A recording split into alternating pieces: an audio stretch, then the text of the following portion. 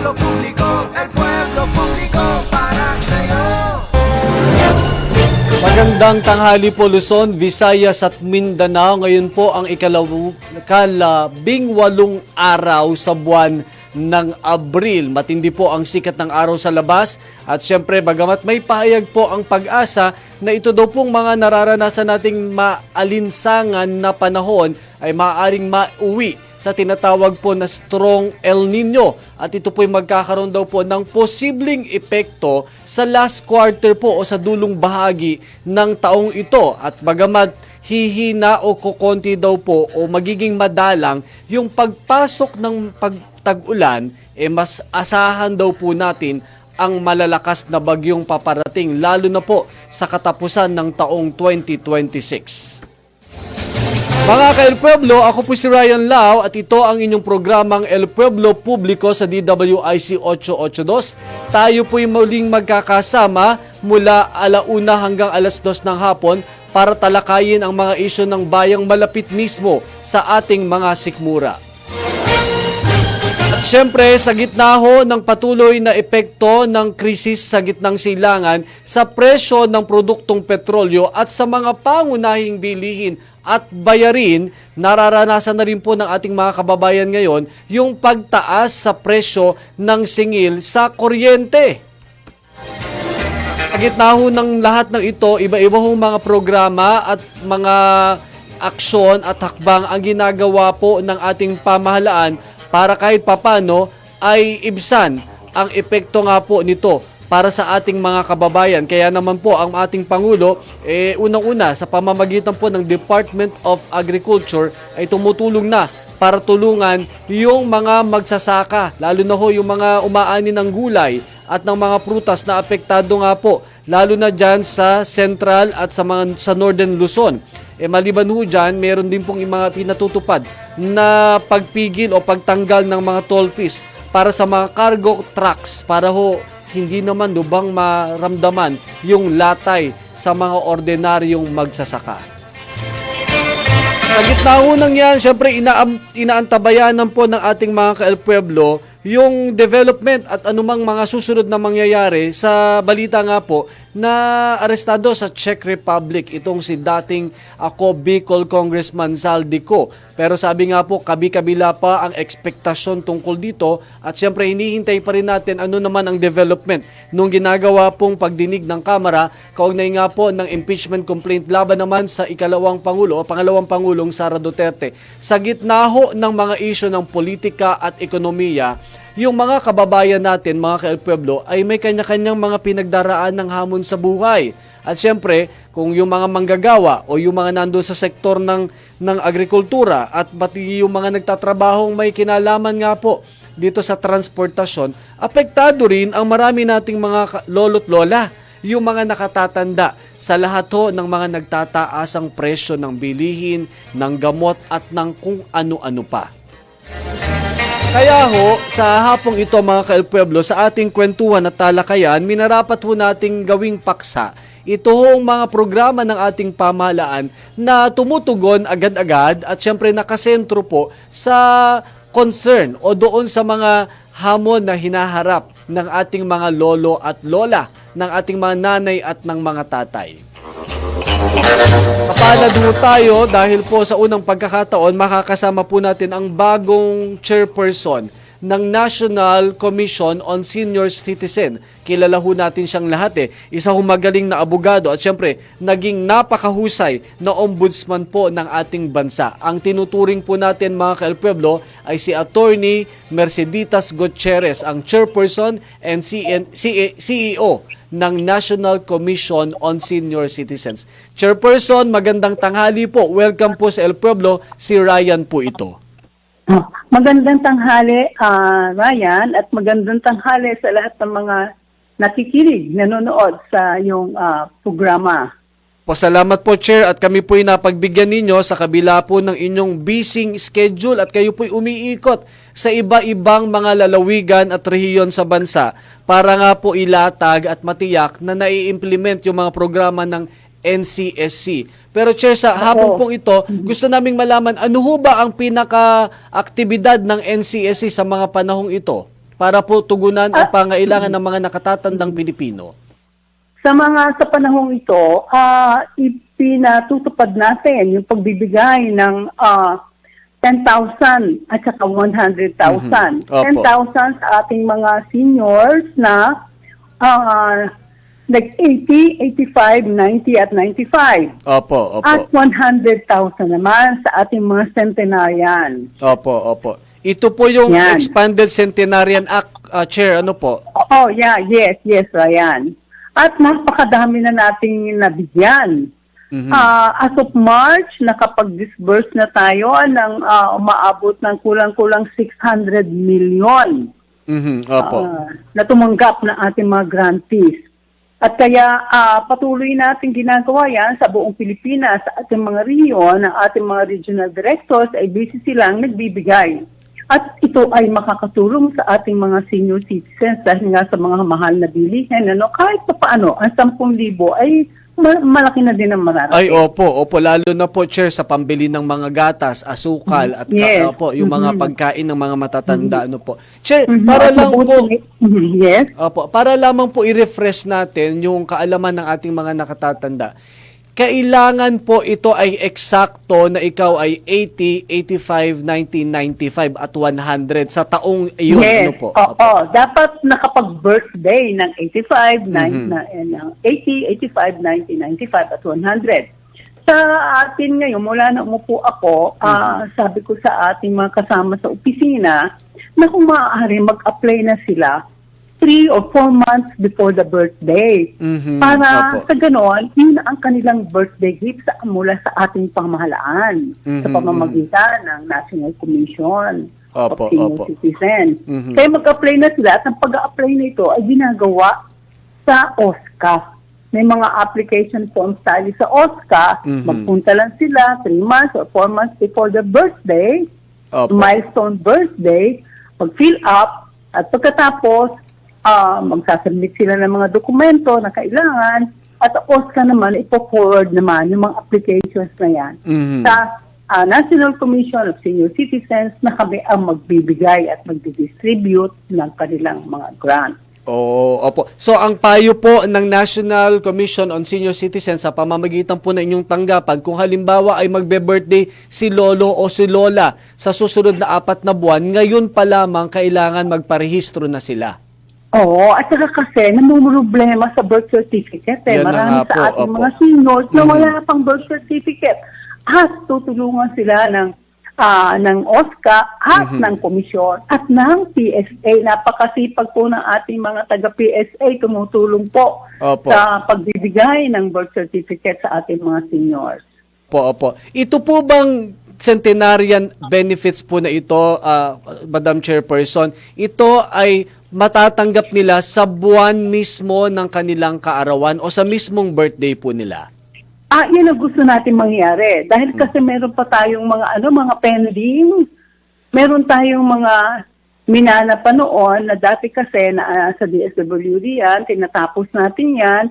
At ang mga Opo. na sasubmit sa atin, kuminsan ay kadalasan naiipon sa OSCA at hindi ka agad napapadala Yun na nga po, sa opo. opisina dahil kuminsan may mga kakulangan sa mga dokumento. Kaya dapat malaman na nila na ang importante, meron silang birth certificate. Opo. Chair, kasi meron tayong mga lolo't lola, bagamat ito po ay standing benefits ng pamahalaan base po sa batas.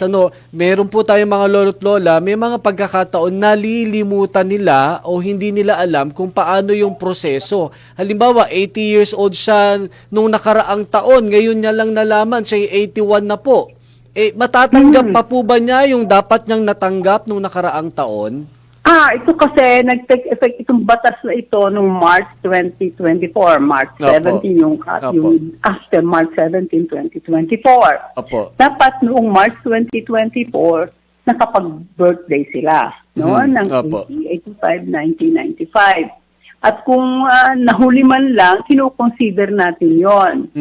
Pero Opo. kasi kailangan at the age of 80, 85. So ngayon, kung 86 ka ngayon, ay hindi ka pa makakapag-apply dahil Opo. kailangan 85, no? Mhm. At sana maghintay ka na para maging 90. Opo. O halimbawa 89 ka, hihintayin mo na yung 90 mo. Maging 90. Yan. Opo, opo. Chair, At meron... marami na mga tayong centenarian, Sarah, yan. Oo nga po, nakikita ko nga po. At kayo po mismo ang nag-aabot nung kanilang centenary na Oo. 100,000. Oo, alam mo, as of March 320 na ang nabigyan natin ng centenarian. Mhm, mhm. Opo, opo. Dahil ibig sabihin yan, humahaba na ang buhay ng ating mga senior. Mhm. Opo, opo. Dahil yung advancement no sa medisina Mhm. at nabibigyan na ng karapatan lunas yung mga sakit, ang aging population dito sa Pilipinas ay Correct. malaki na. Opo. Oo. Yung mortality rates kasi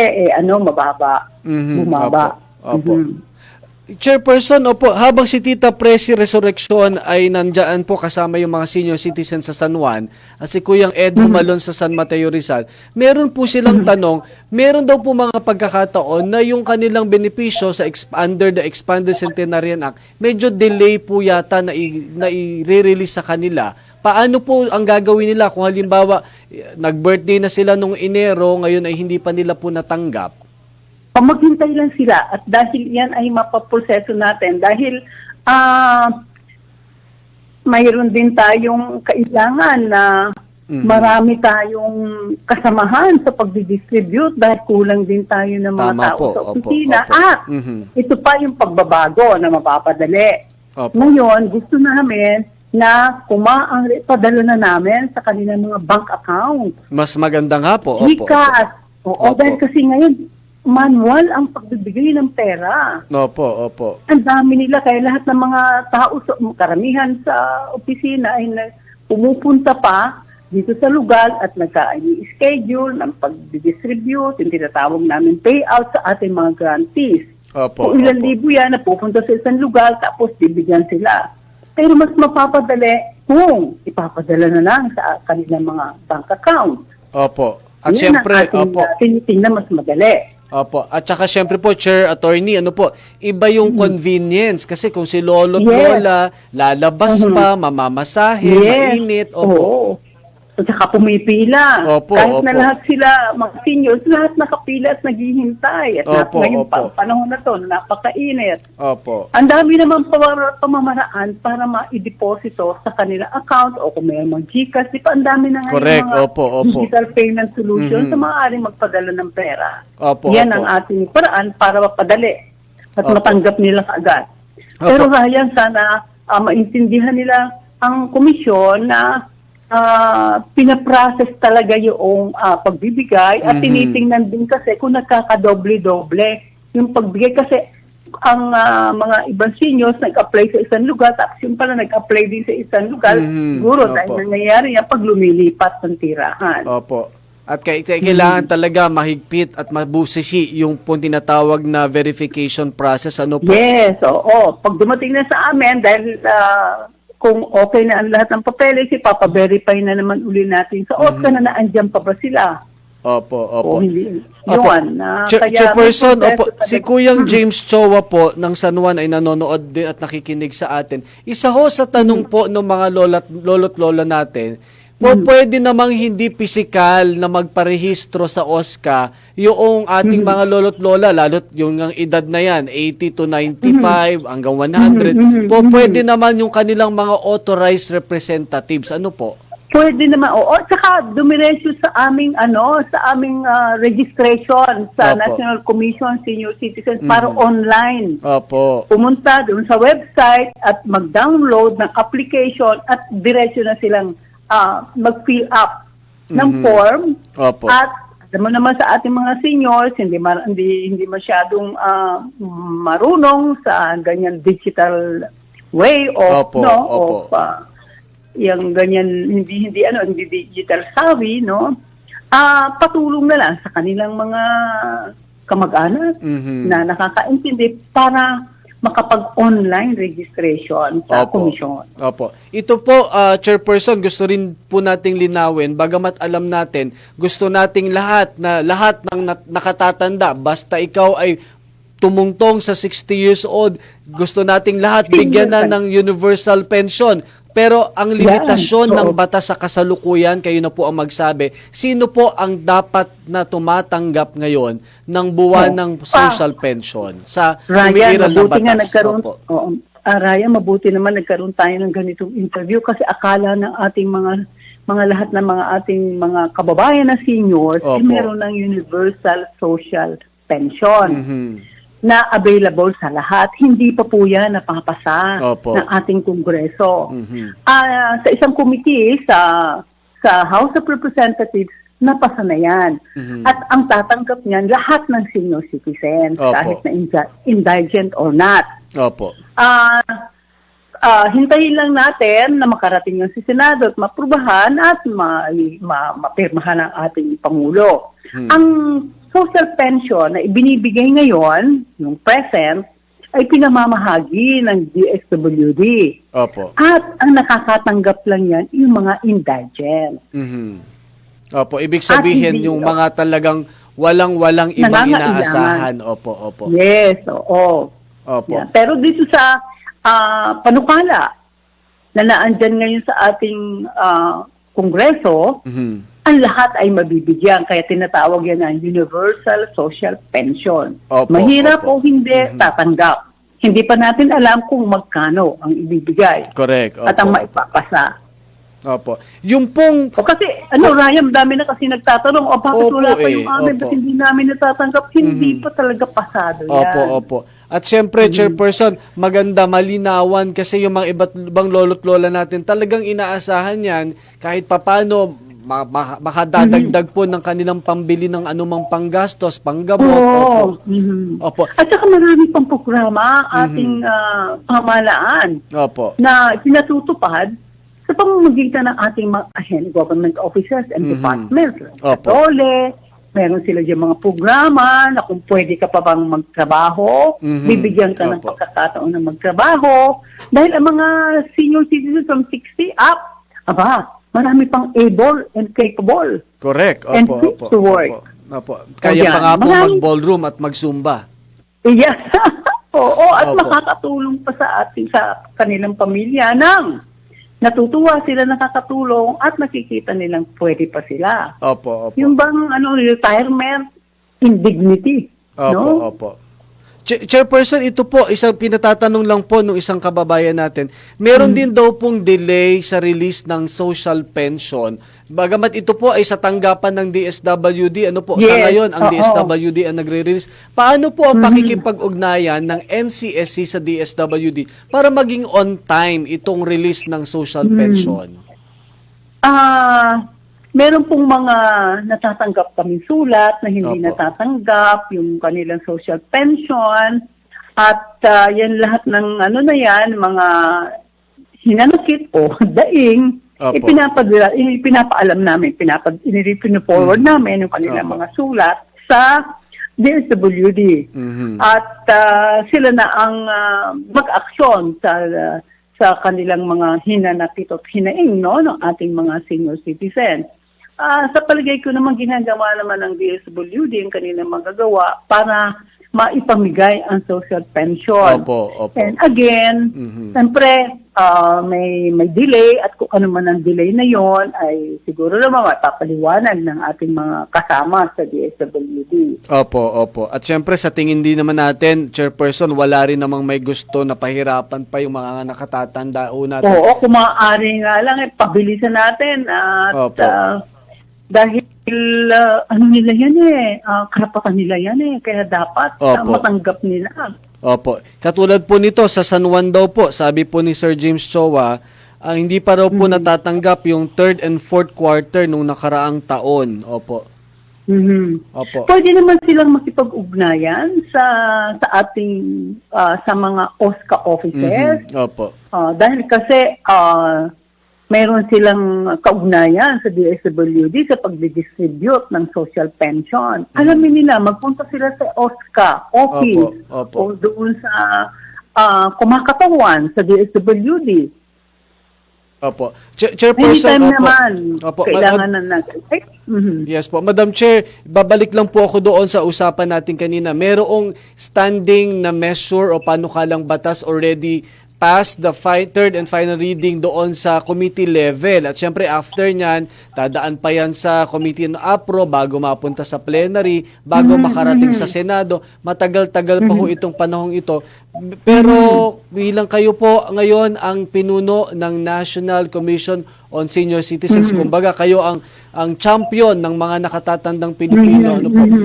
May lambing po yung mga nakatatanda nating mga kababayan ngayon, baka pwede nyo na daw pong ibulong sa presidente na gawing itong priority measure.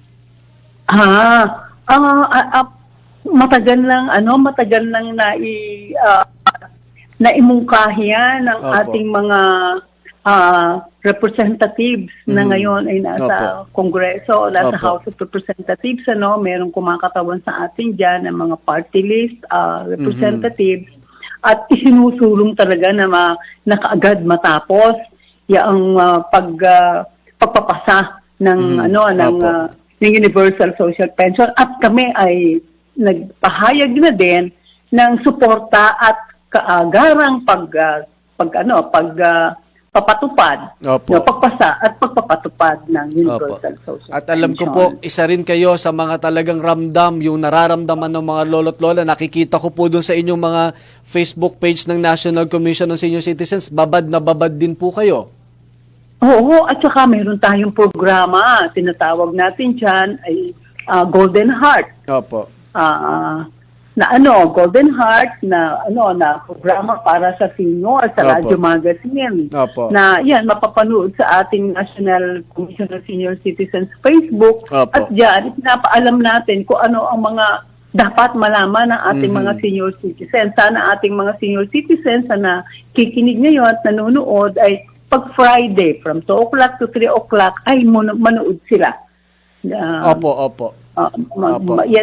Pumunta sila sa ating Facebook Opo. at makinig. At dahil andyan lahat yung mga kung ano ang gusto ang ginagawa ng ating mga ahensya at ng komisyon para sa ating mga senior citizen. Opo, panghuli na lamang po, Madam Chairperson, ano po ang mensahe ninyo sa mga lolo't lola natin? Lalo ho ngayon, Madam Chair, sila ho ang una ring nakakaramdam ng hirap ng buhay, mataas ang presyo ng bilihin, mataas pa ho yung presyo ng kuryente, bagamat may discount po sa kuryente yung mga lolo't Yung lola. 5%. Opo, 5%. At saka sa Opo. tubig din, 5%. Kaya lang, dapat ang kanilang mga metro ay nakarehistro sa mga senior citizens. Opo. Sige Oo. nga po, Madam Chair, ano po ang inyong panghuling mensahe, lalo na doon sa may mga Ryan. gustong ilapit sa inyo?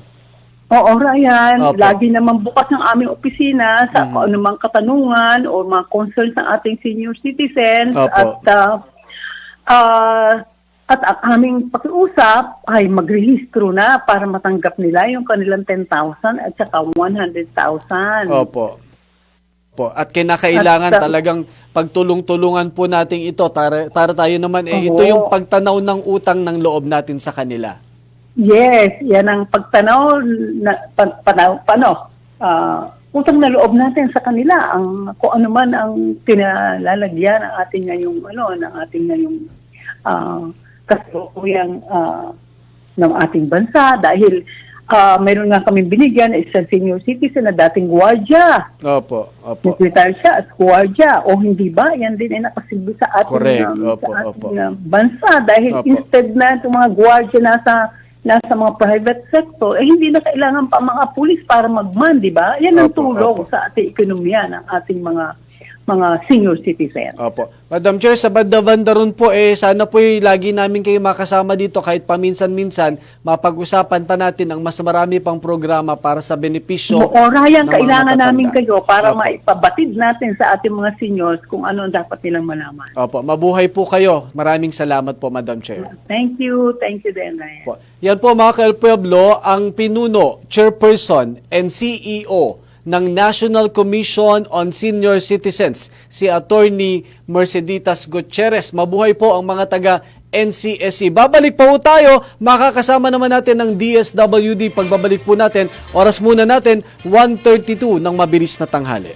That time check was brought to you by Game Zone. Kapag hindi na maganda, Pause na muna! Game Zone! Ang bahaging ito ay hatid sa inyo ng Fatima University Medical Center. El Pueblo Público.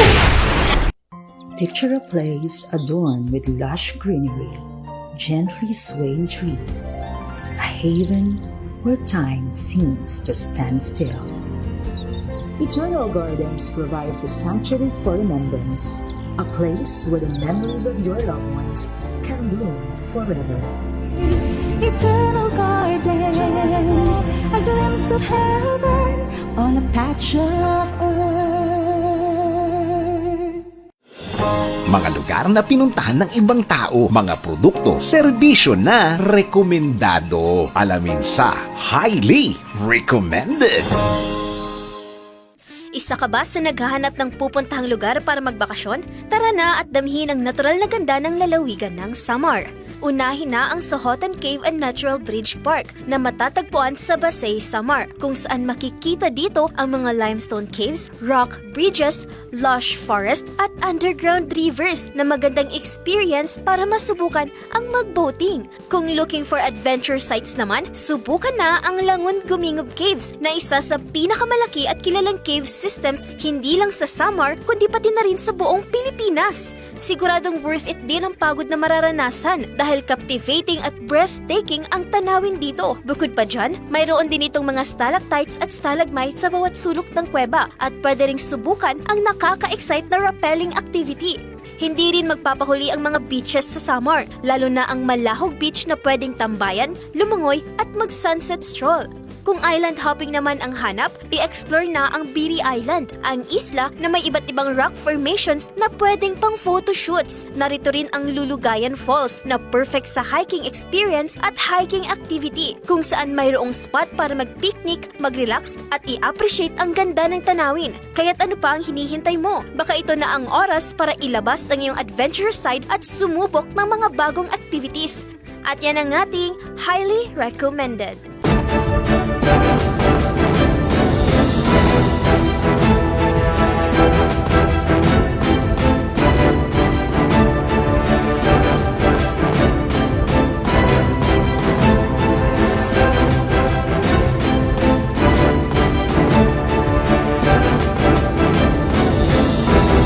Nang tama.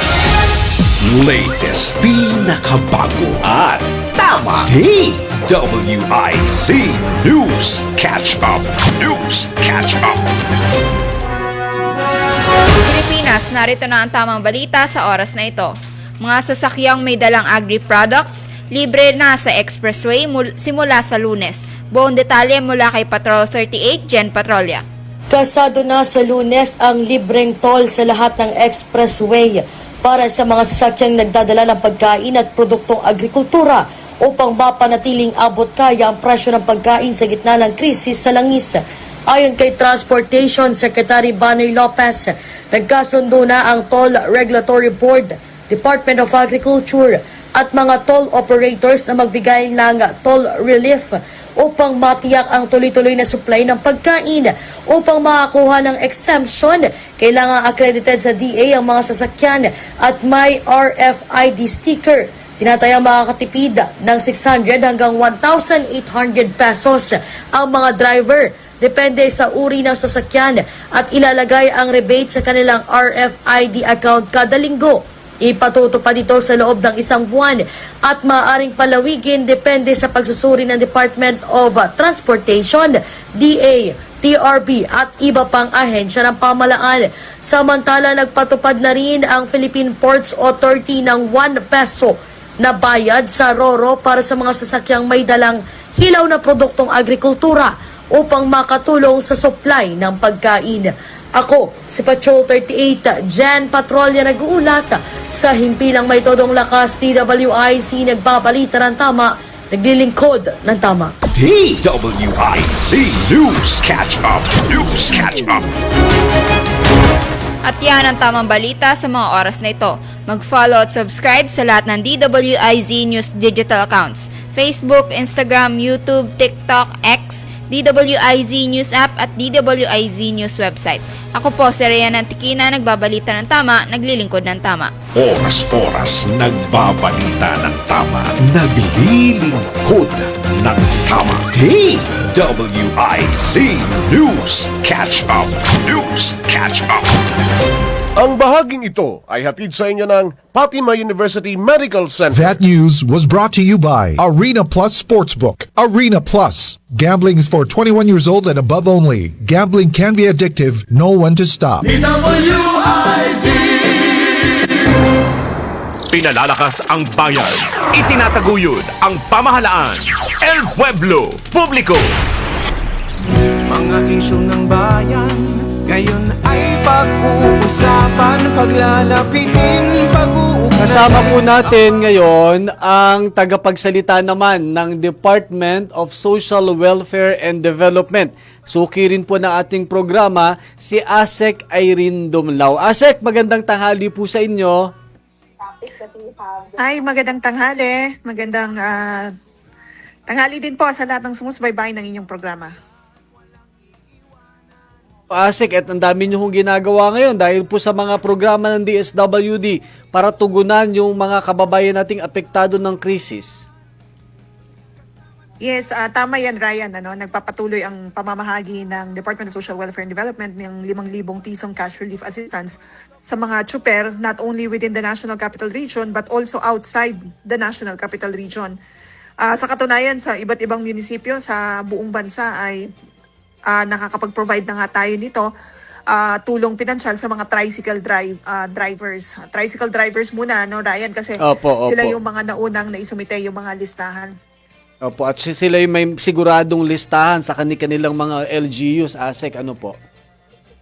Tama po iyan. Sapagkat alam naman natin, ang mga tricycle drivers ay kumukuha po ng prangkisa sa mga local government units.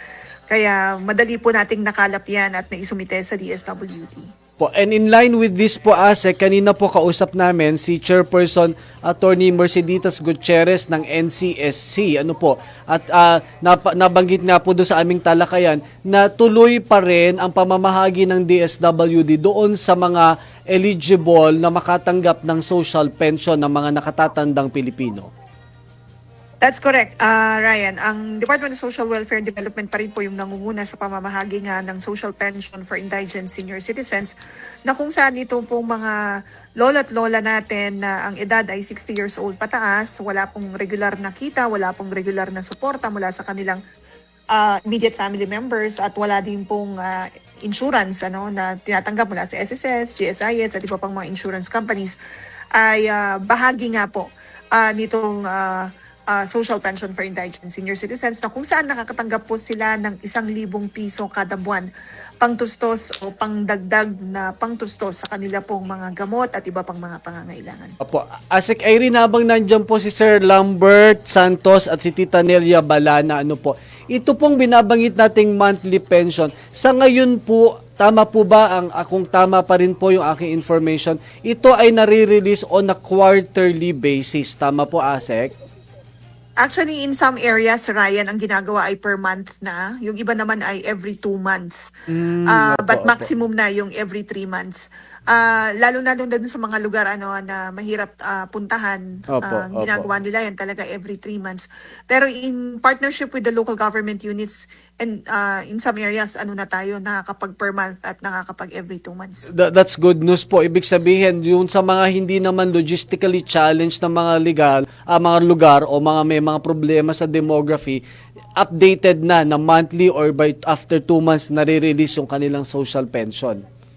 That's correct. Kasi nagbigay po ng kautusan si Secretary Rex Gatchalian na upang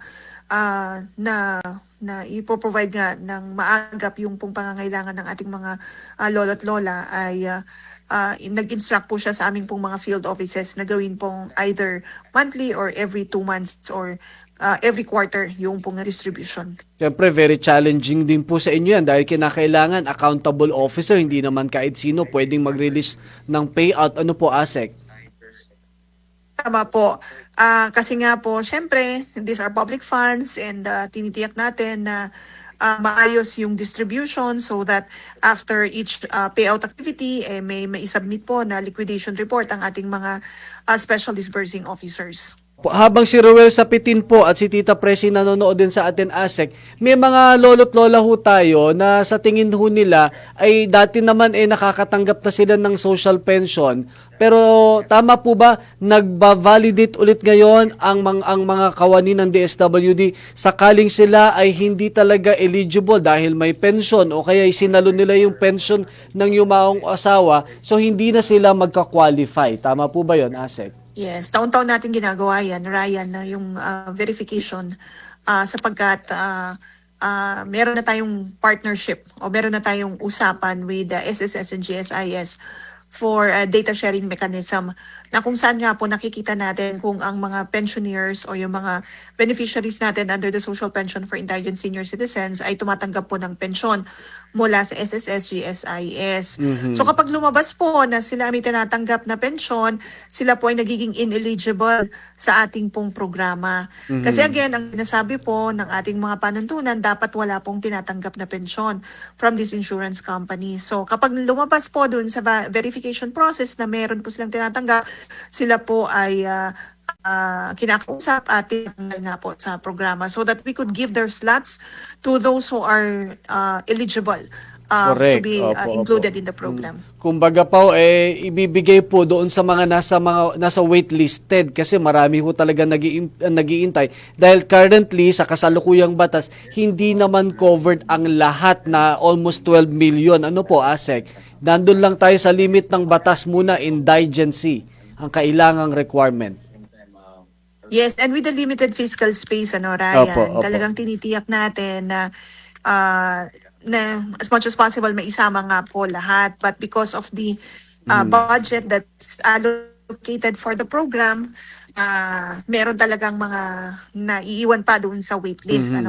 And na sila ay na-include lamang po kapag merong mga na-free up na slots. At isa na nga po dyan ay kapag may mga nakita tayo na ineligible to be included in the program. Gayon pa man po, ASEC, ang DSWD naman ay may ibang programa na pwedeng lapitan itong mga lolo't lola natin sakaling kailanganin nila ng tulong pinansyal. Nandyan naman ho yung AIX. Ano po?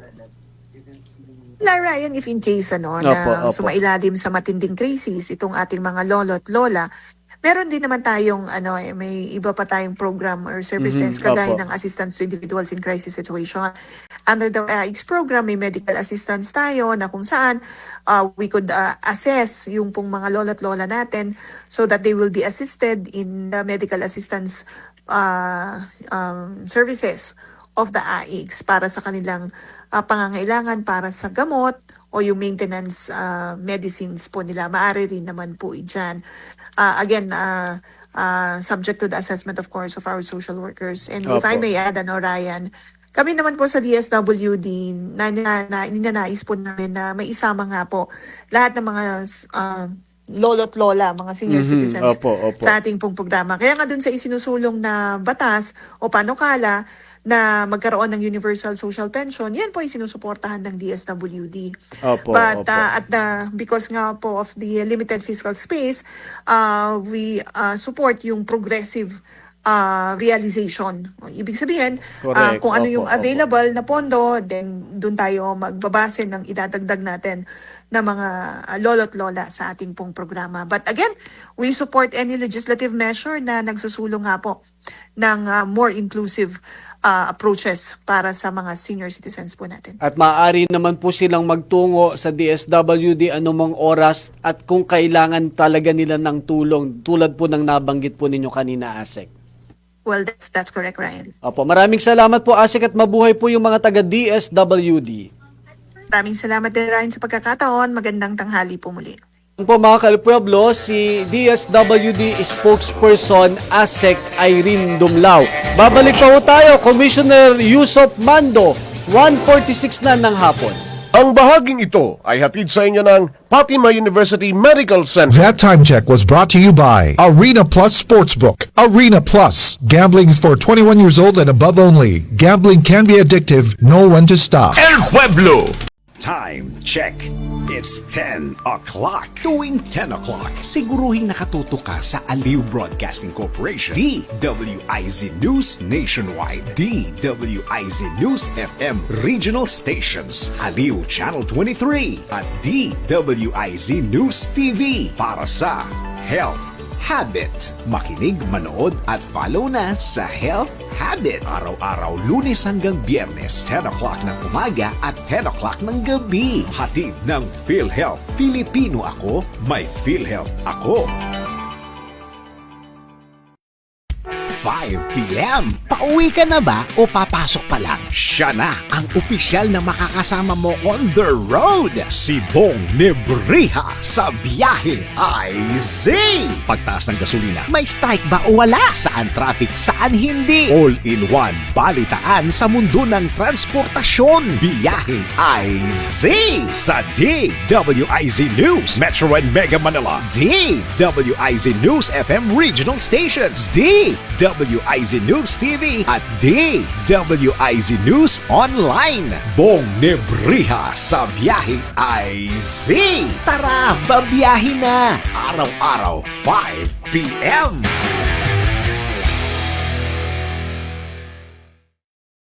Nakaaway mo ba ang boss mo dahil sa isang bagay na work-related? May issue ka ba sa kumpanya na work-related at di mo alam paano i-handle? Kung problema mo ay work-related, kinig, nood at follow na sa DWIZ Work-Related. Kasama ang motivational speaker ng Pilipinas, si Lloyd Luna, at ang kanyang mga expert na mga bisita sa DWIZ, Sabado, 3 p.m.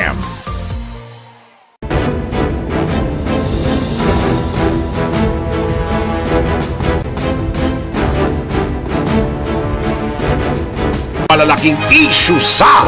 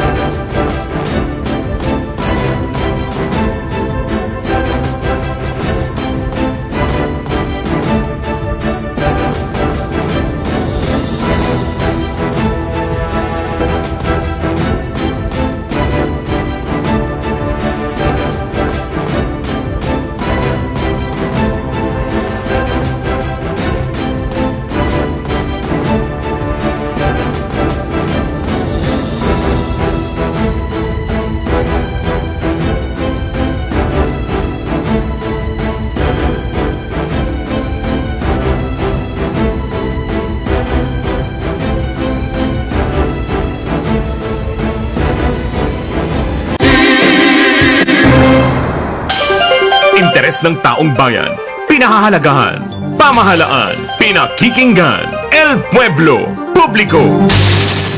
Mga isyu ng Sa pinakahuling datos po, itinuturing ang Pilipinas sa pangatlo sa buong mundo na may pinakamaraming concern o cases ng tuberculosis o TB. At nito pong mga nakaraang buwan nga po, marami ho ang naitatala dito sa Metro Manila mismo ang tinatamaan ng TB. Kasama ho natin ngayon ang TB Control Program Manager ng Department of Health, si Ma'am Charis Malbasias. Ma'am Charis, magandang hapon po, si Ryan po ito at welcome sa El Pueblo Publico. Magandang hapon po, Ryan, at mga tagapakinig. Po, salamat Ma'am Charissa at kami po inyong pinagbigyan makapanayam. Ma'am Charissa, inyo na nga po manggaling. Gaano ho kataas ang insidente ng TB ngayon sa ating bansa? Okay po, so ayon po sa WHO Global TB Report, noong 2024, meron pong tinatalang estimated na 724,000 na katao na may TB. According sa WHO Global TB Report, which is equivalent to 625 per 100,000 na TB incidents. So tayo po sa atin po, nakahanap po tayo noong 2025 ng around 535,174 na tao na may TB at sila po ay napagamot po natin. Opo. Para lamang po sa kaalaman ng ating mga kababayan, ano po, ma'am, ano ho ba ang sanhi ng TB at bakit ho ang insidenteng ito ay tila matagal na ho natin itong nilabanan ng mga nakaraang dekada pero tila ngayon ay bumabalik itong insidente ng TB sa ating mga kababayan?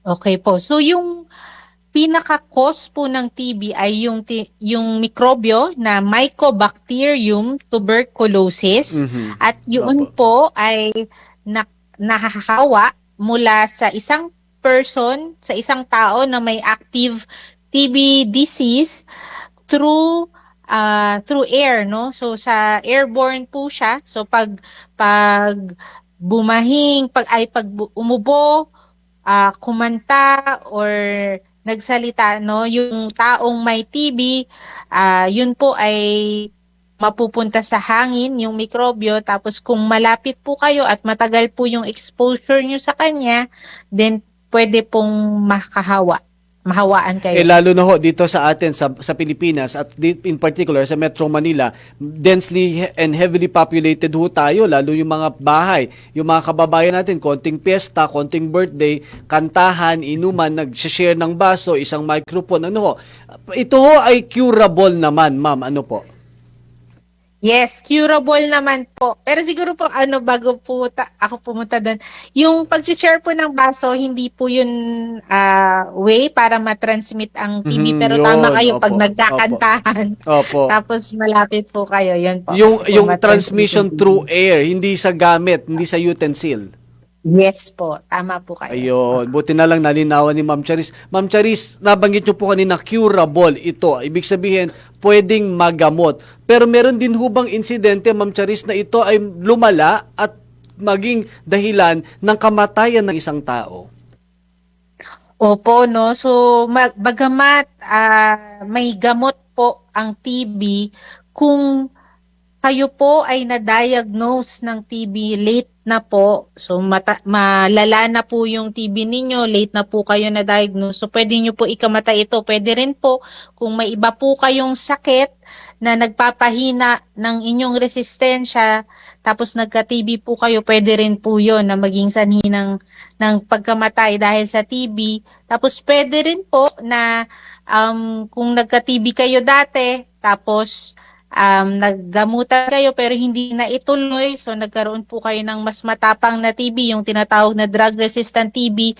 So yun po, mas mataas din po yung risk ng kamatayan kung hindi magagamot agad. Opo, and this can also affect other organs of the body, yung kidney and even brain. Ano po, Ma'am Charis? Yes po, opo. So yung TB po, maliban sa sinasabi niyo po yung buto natin, yung tinatawag na POTS disease po, Opo. pwede po siya sa utak, sa kidney nga po, tapos sa ating mga intestines din po. Opo, kaya importante, ito po namang TB program natin ay nakababa sa ating mga local government sa pamamagitan ng ating mga super health centers, ma'am. Yes po, no. So ating mga rural health unit, mga health centers po natin, meron po silang kakayanan na gumamot ng TB. At para sa ibang kaalaman po, Ma'am Charis, meron po ba silang pwedeng bisitahin mga social media site? Kasi importante ito maging common awareness nating lahat. Hindi dahil sa tayo ay ayaw nating magkasakit, pero kahit papano mapangalagaan hindi lang sarili natin, kundi yung mga taong nasa paligid natin, Ma'am Charis. Yes po. So ang pinaka pwedeng puntahan na site na sigurado po kami na yung mga sources po nito ay totoo, ay yung DOH po natin na Facebook page. So meron po tayong mga social media cards doon kung saan nagbibigay ng awareness at basic facts about tuberculosis. At wag na munang maniwala sa mga fake news. Kailangan mag-rely tayo doon sa mga tamang sources of information. Yes po, tama po kayo, sir. Po. Ma'am, panghuli na lamang po, Ma'am Charis, alam natin ang DOH nakatutok sa programang ito. Sakali ho ba itong mga gamot sa TB at itong medication sa TB, sakop naman ng programa rin ng DOH? Yes po, no? So yung gamutan natin na 6 na buwan for drug susceptible TB ay sakop po ng Department of Health, pati po yung drug resistant TB po.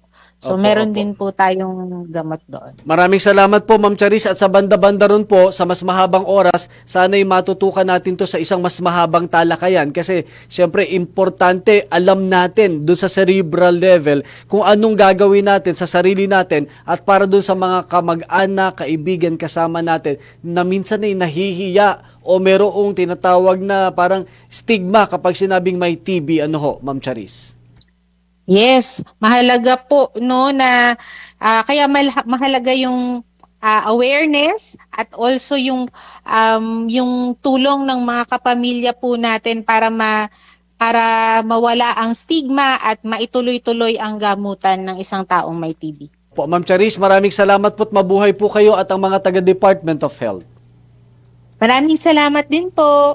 Hanggang sa susunod po, ma'am, sa mas mahabang talakayan. Yan po, mga ka-Pueblo, ang program manager ng DOH TB Control Program. Nakapanayam natin si Miss Charis Malbasias. Napaka-importante ho nito, mga ka-Pueblo, dahil maaaring maging dahilan ng pagkasawi ng isang tao kapag ang TB ay hindi po naagapan at nagamot agad-agad.